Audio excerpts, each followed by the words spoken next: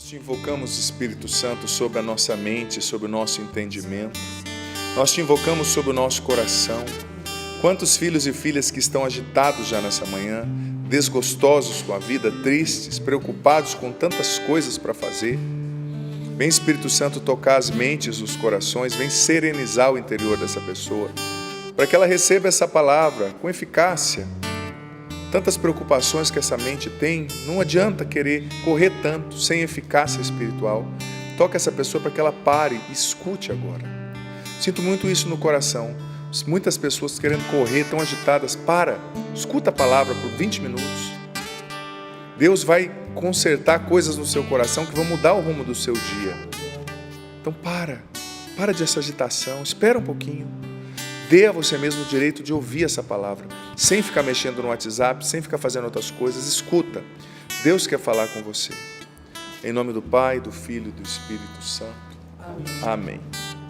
1 João, capítulo 1, versículo do 8 ao 10. Eu sinto que essa palavra vai ser revelação, uma revelação profunda para muitas pessoas. E você vai entender por que muitas coisas na sua vida não estão indo para frente, a partir dessa revelação. Preste atenção. Se dissermos que não temos pecado, estamos enganando a nós mesmos, e a verdade não está em nós. Se reconhecemos os nossos pecados, então Deus se mostra fiel e justo para nos perdoar os pecados e nos purificar de toda injustiça. Se dissermos que nunca pecamos, fazemos dele um mentiroso, e a sua palavra não está em nós. Essa palavra é uma palavra muito reveladora, filho, filha, e muito libertadora, porque veja bem, Deus está dizendo, se dissermos que não temos pecados, estamos enganando a nós mesmos, e a verdade não está em nós. Ou seja, quando você não reconhece a sua condição miserável de pecador, quando você não reconhece os seus pecados, quando você não reconhece que sem Deus você não pode nada, quando você não reconhece que você e eu estamos destinados à ira. Se não é a salvação e o perdão de Deus, o nosso destino é o inferno. Nós estamos destinados à ira.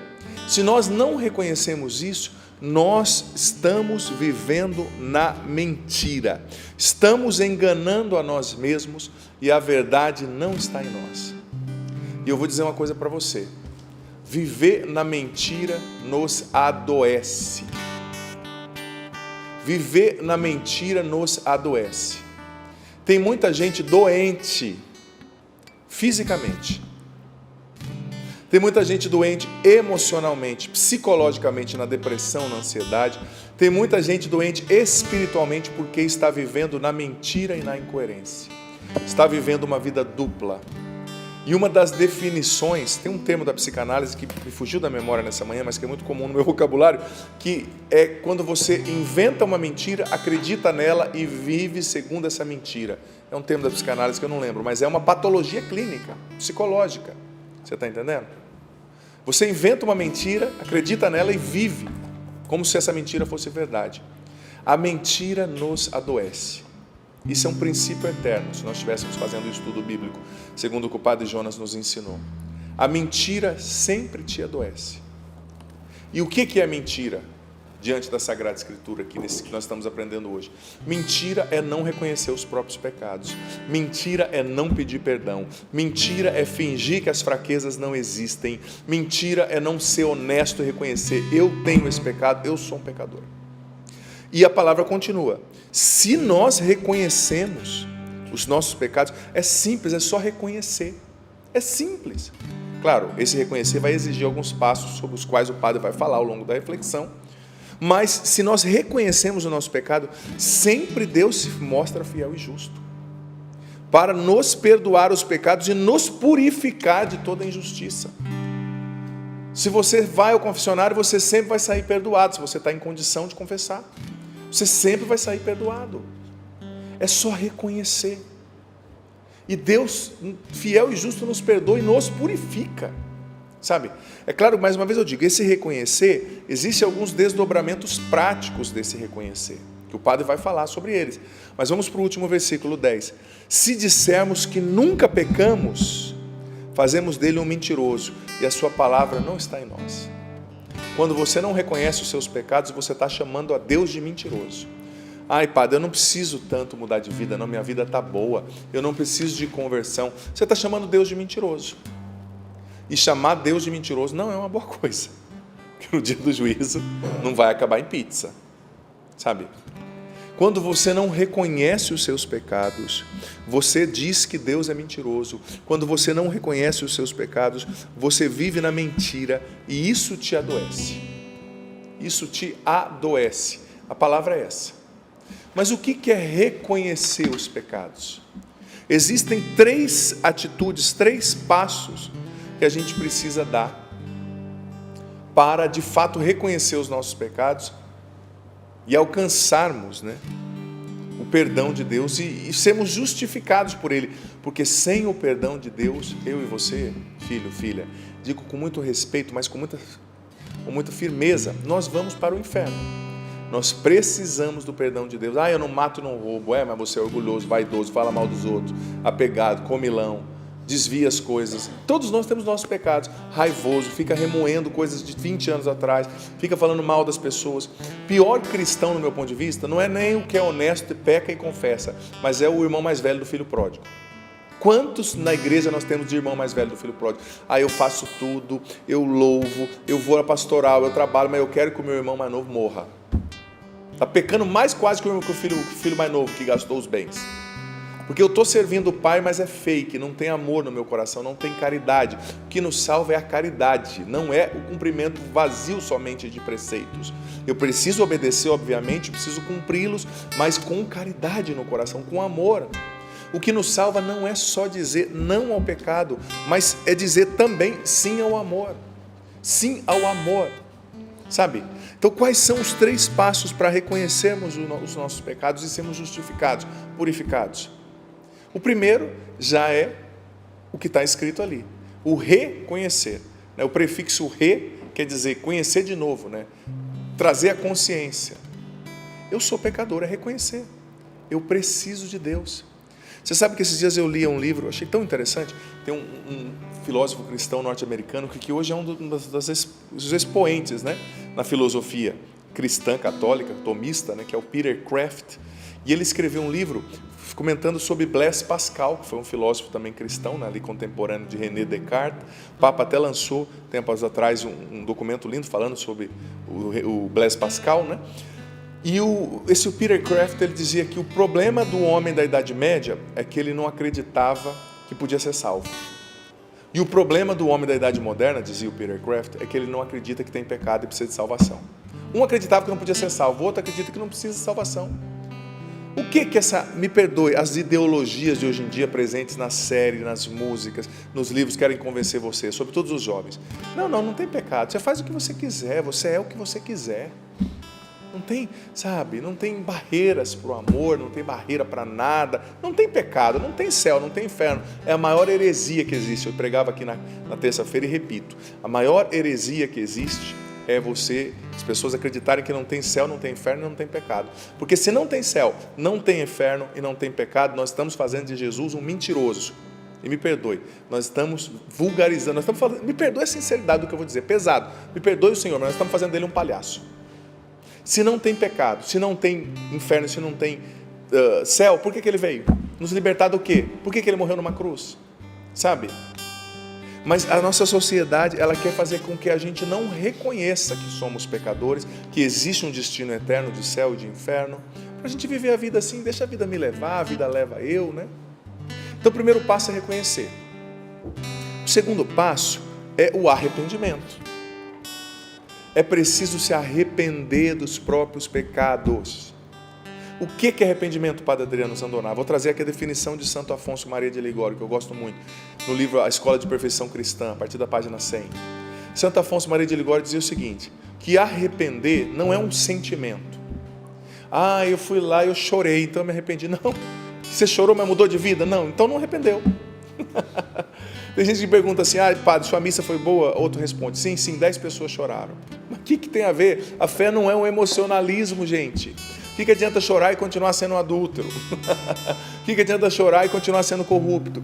O arrependimento não é um sentimento, ele é, dizia Santo Afonso, um ato da vontade. Arrepender é um ato da vontade. Eu sei que aquilo que eu fiz é errado. Então, por exemplo, quando uma pessoa vem até mim para confessar, eu não duvido que ela está arrependida, porque se ela não tivesse arrependida, ela não teria se levantado, saído da casa dela e ido confessar. É um ato de vontade. Eu estou aqui, padre.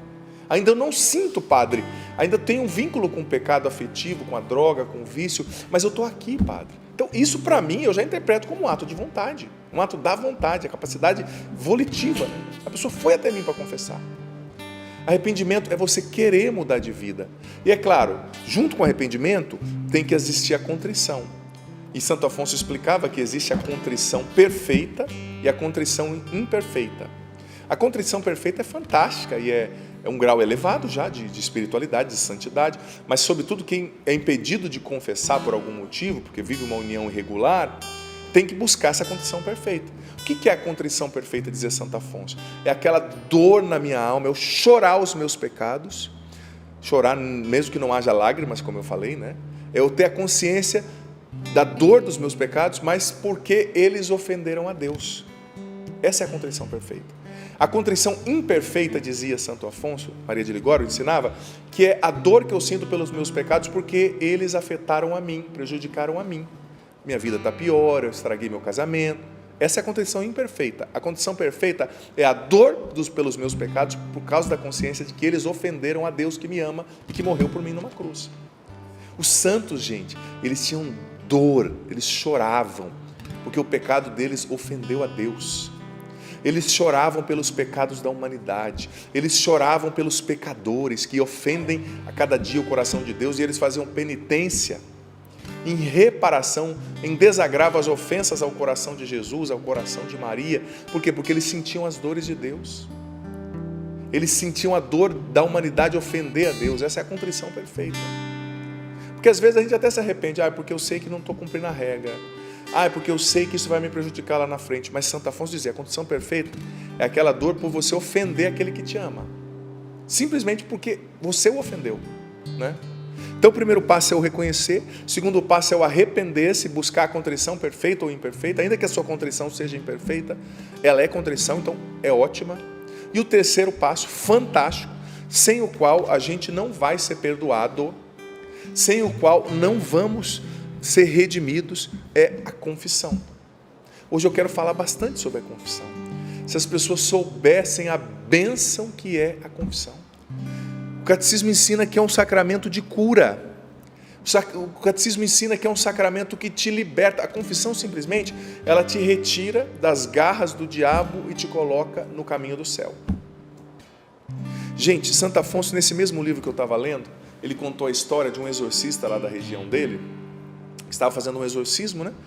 E o exorcista, com a autoridade do nome de Jesus, em um momento obrigou o espírito maligno ali, do qual estava na pessoa, a responder algumas perguntas, né? Santo Afonso contando no livro. E diz que num determinado momento o exorcista, no nome de Jesus, obrigou o demônio a falar assim: o que mais te prejudica no seu trabalho? Porque o trabalho do diabo é perder as almas, né? É nos levar para o inferno. E o demônio não queria falar. E ele, em nome de Jesus, eu ordeno: o que mais te prejudica? Responda essa pergunta. E obrigado ali pelo poder e pela autoridade do nome de Jesus, o diabo teve que confessar: o que mais me prejudica no meu trabalho é a confissão frequente. O que mais me prejudica é a confissão frequente. Porque uma pessoa que busca o sacramento da confissão frequentemente, eu não tenho espaço para trabalhar na alma dela e dificilmente eu vou conseguir levar essa pessoa para o inferno. O diabo reconheceu o poder da confissão. E muito católico não reconhece. Muito católico não entende que a confissão não é um desabafo, não é terapia, é um sacramento, sabe?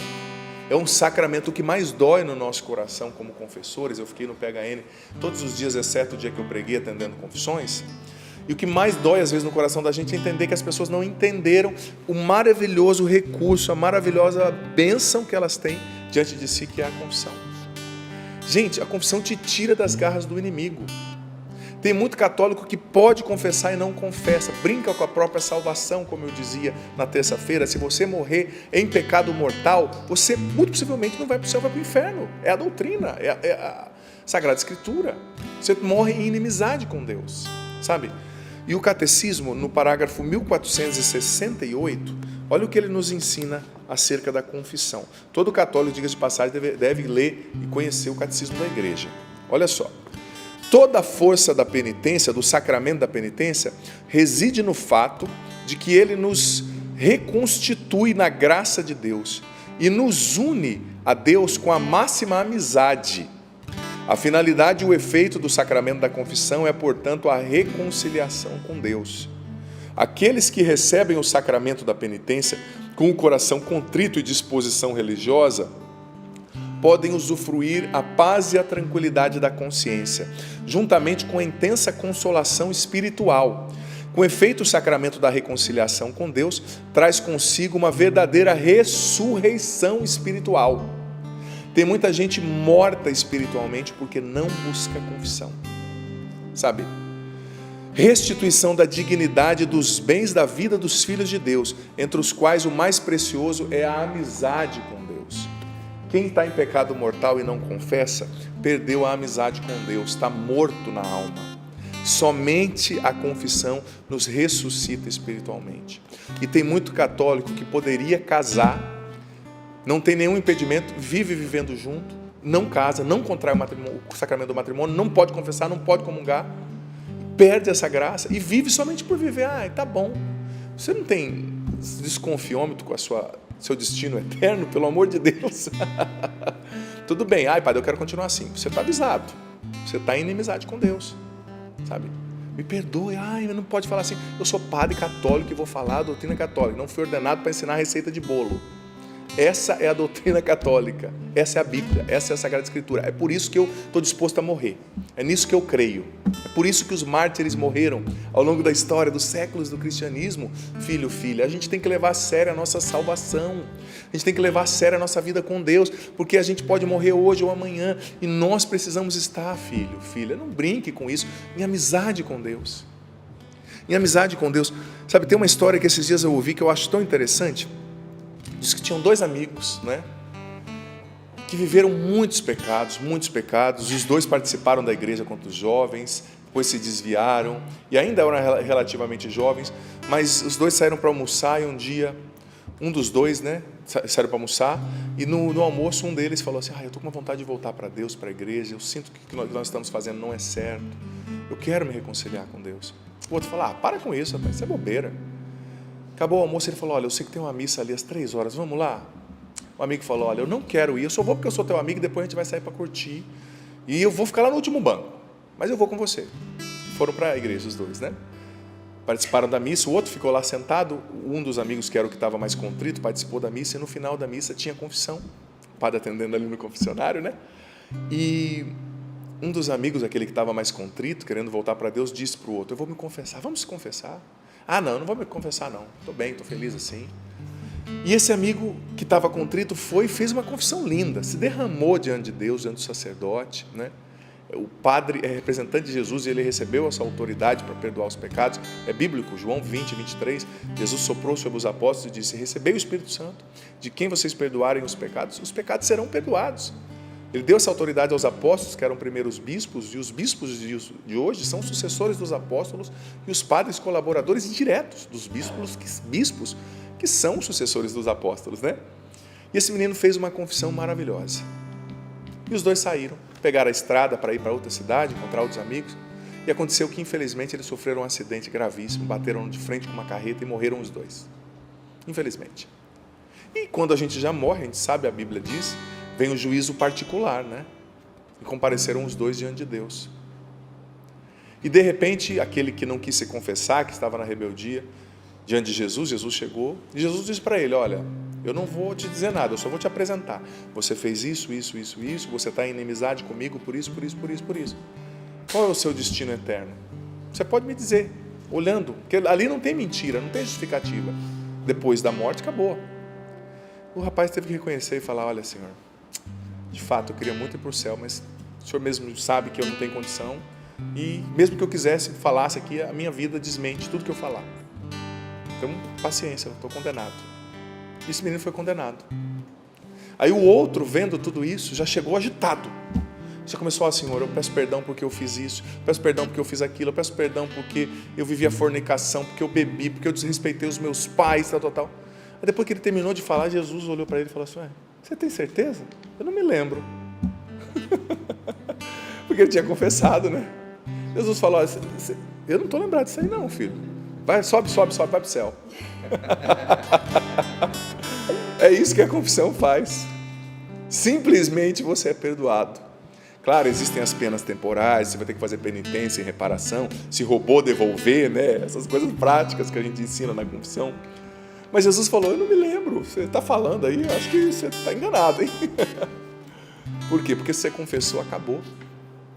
E mais uma vez eu digo, confessar é uma graça, gente.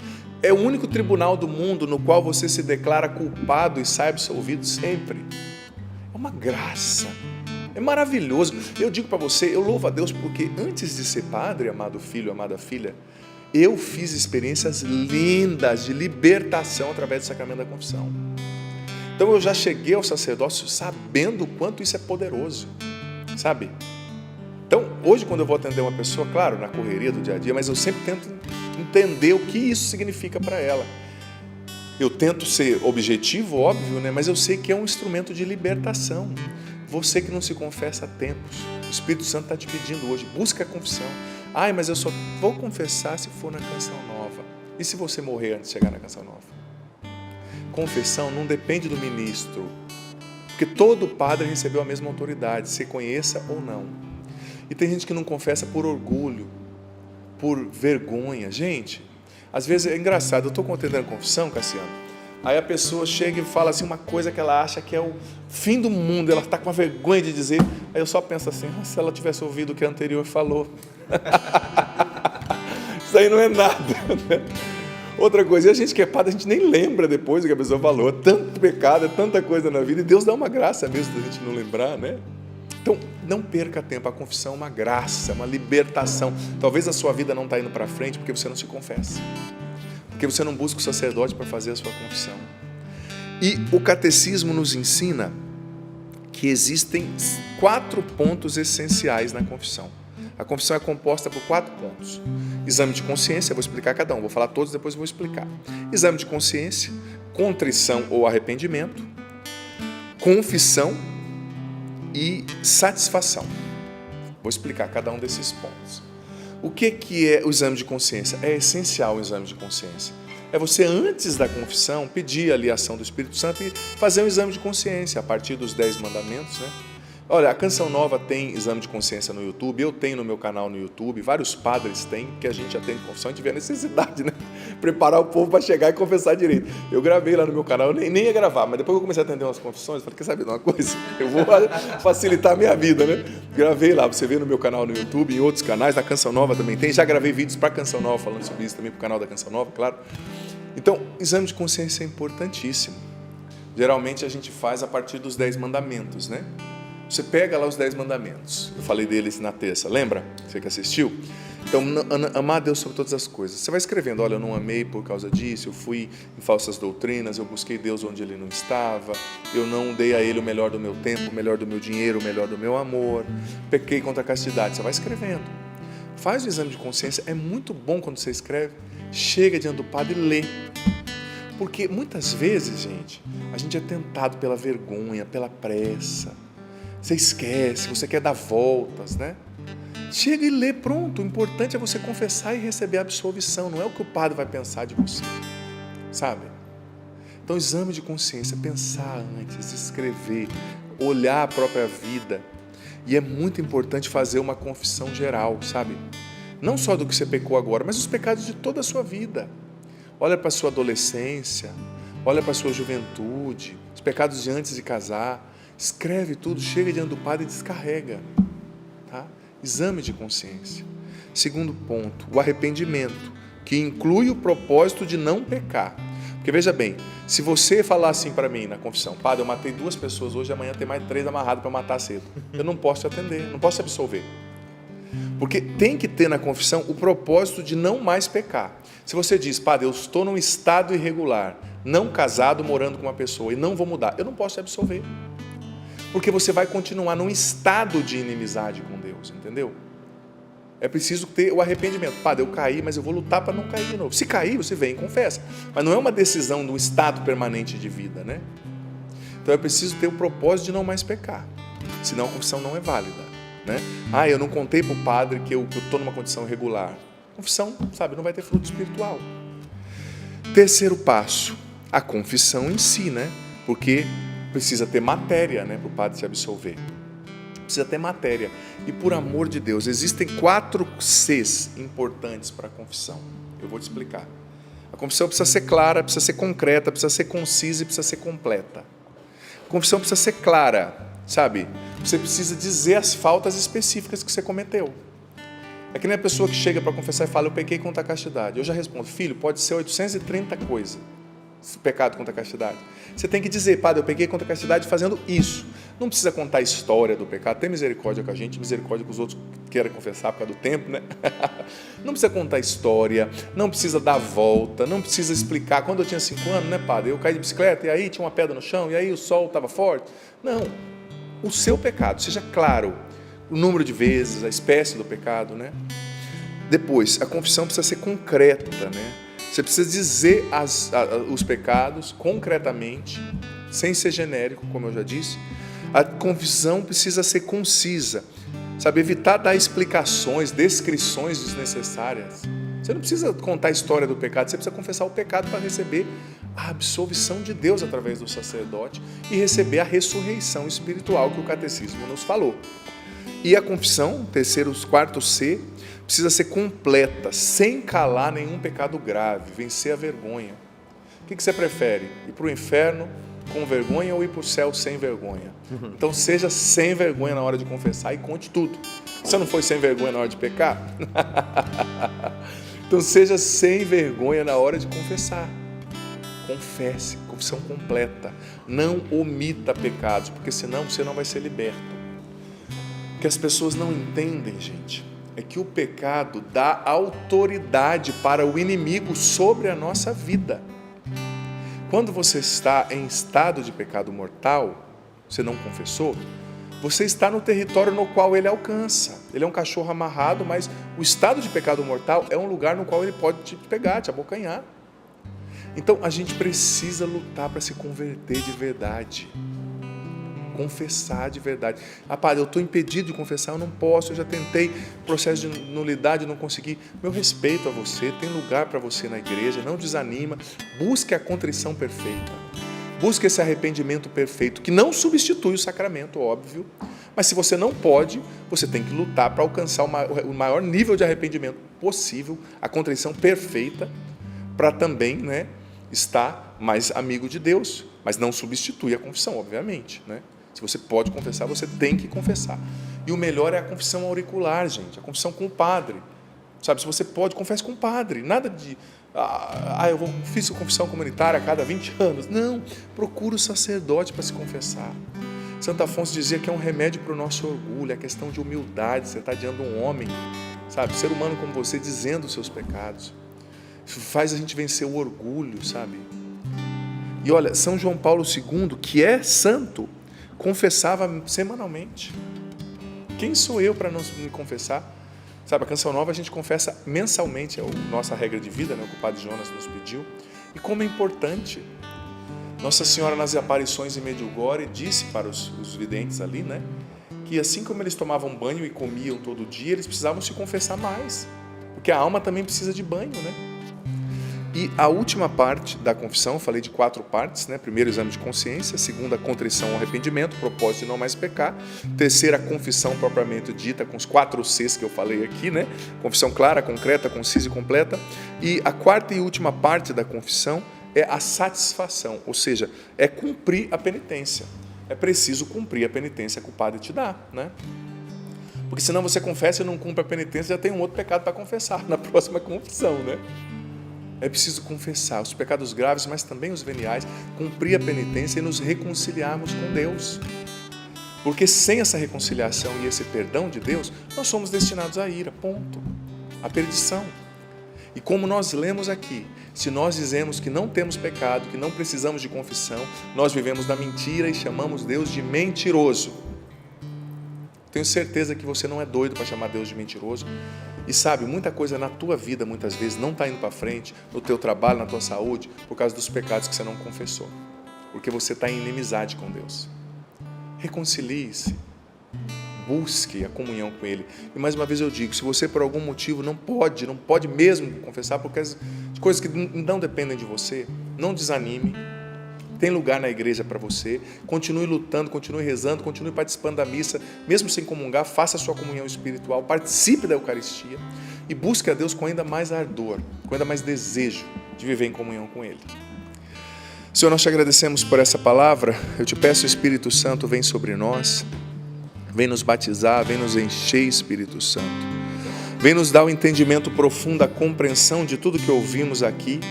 Vem tirar a resistência do nosso coração, a rebeldia, a revolta diante de Deus, diante da igreja, diante da doutrina. Vem amansar os corações contaminados pelas ideologias anticristãs, anticatólicas. Vem, Espírito Santo, nos batizar e nos encher, tirar a venda dos nossos olhos, do nosso coração, da nossa alma. Vem, nos batiza, Espírito Santo, nos dá um arrependimento sincero, nos dá a graça da contrição perfeita, nos faz reconhecer os nossos pecados, para que nós não vivamos na mentira, para que nós não chamemos Deus de mentiroso. Vem, Espírito Santo, nós não queremos viver em inimizade com Deus, nós não queremos chamá-lo de mentiroso, nós não queremos viver na mentira, nós não queremos ter a nossa vida presa ao mal, ao inimigo, no domínio dele pelo pecado mortal. Vem, Espírito Santo, nos encha, nos batiza, nos move, que a gente não apenas ouça essa palestra, essa pregação, mas que a gente haja a partir dela, que hoje busquemos a confissão, que hoje busquemos a contrição, o arrependimento, a penitência. Vem, Espírito Santo.